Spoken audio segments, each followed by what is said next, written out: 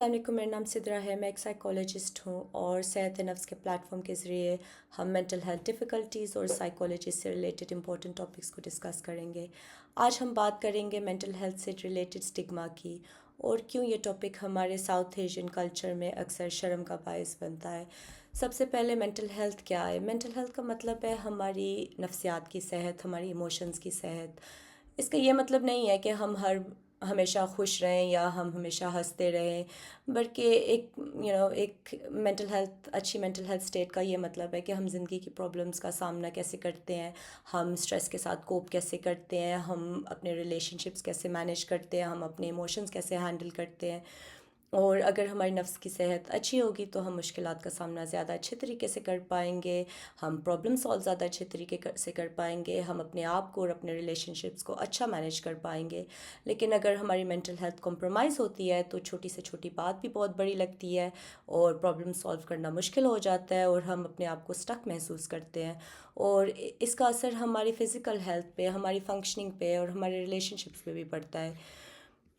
Life میں problems ہونا بالکل نارمل ہے، ہر انسان کے پاس اپنے اسٹرگلس ہوتے ہیں، صرف یہ ڈفرینس ہوتا ہے کہ ہم ان چیلنجز کا سامنا کس طرح سے کرتے ہیں اور ہم اس سچویشنس میں کوپ کس طرح کرتے ہیں۔ ہمارے کلچر میں فزیکل ہیلتھ کو بہت زیادہ پرائیورٹائز کیا جاتا ہے، بلکہ ہم لوگوں میں فزیکل ہیلتھ انگزائٹی کافی کامن ہے، لیکن جب ہم مینٹل ہیلتھ کی بات کرتے ہیں تو اس کو ہم ایک کمزوری سمجھتے ہیں۔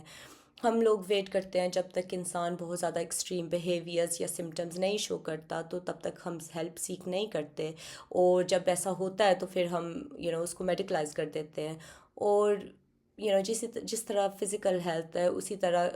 اگر تکلیف بہت زیادہ بڑھ جائے تو پھر ٹھیک ہونے میں بھی کافی زیادہ ٹائم لگ جاتا ہے، اور چند کیسز میں آپ پوری طرح فنکشنگ نہیں کر پاتے۔ لیکن اگر ہم یہ سپورٹ پہلے سیکھ کریں، ہم ریچ آؤٹ کریں تو ہم جلدی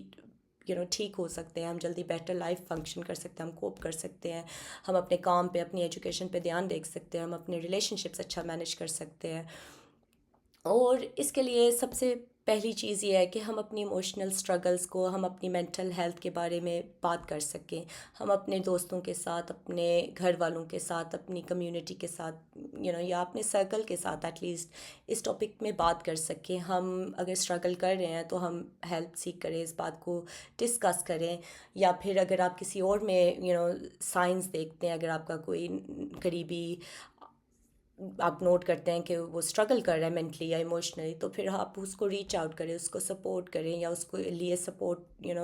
ارینج کریں۔ کیونکہ یہ کوئی کمزوری نہیں ہوتی کہ ہم اپنی ہیلپ کر رہے ہیں۔ جیسے ہم کسی بھی بیماری کے لیے، فزیکل ہیلتھ بیماری کے لیے ہم ڈاکٹرز کے پاس فوراً چلے جاتے ہیں، یا پھر ہمارے دانت میں درد ہو تو ہم ڈینٹسٹ کے پاس چلے جاتے ہیں۔ تو پھر جب ہمیں سائیکولوجیکل پرابلمس ہو تو پھر ہم اس بات میں کیوں شرم کرتے ہیں کہ ہم سپورٹ کیوں نہیں سیک آؤٹ کرتے؟ تو آئی تھنک سب سے پہلے یہ چیز ہے کہ ہم اس کنورسیشن کو اپنے گھروں میں نارملائز کریں، ہم اپنے سبلنگس پہ، اپنے بہن بھائیوں پہ، اپنے بچوں پہ، اپنے ماں باپ پہ، اپنے کزنس کو ریچ آؤٹ کریں، ان کو آپ شیئر کریں یا پھر آپ ان کو پوچھیں یا ان پہ چیک ان کریں۔ اس کنورسیشن کو ایٹ لیسٹ اسٹارٹ کرنا سب سے اچھی چیز ہوگی، سب سے پہلا اسٹیپ ہے، تاکہ پھر آہستہ آہستہ کمیونٹی میں یہ ٹاپک جو ہے وہ نارملائز ہو۔ امید ہے کہ آپ کو یہ ویڈیو پسند آئے گی اور ہم اس ٹاپک کے بارے میں بات کرنا شروع کر سکیں گے۔ Thank you so much.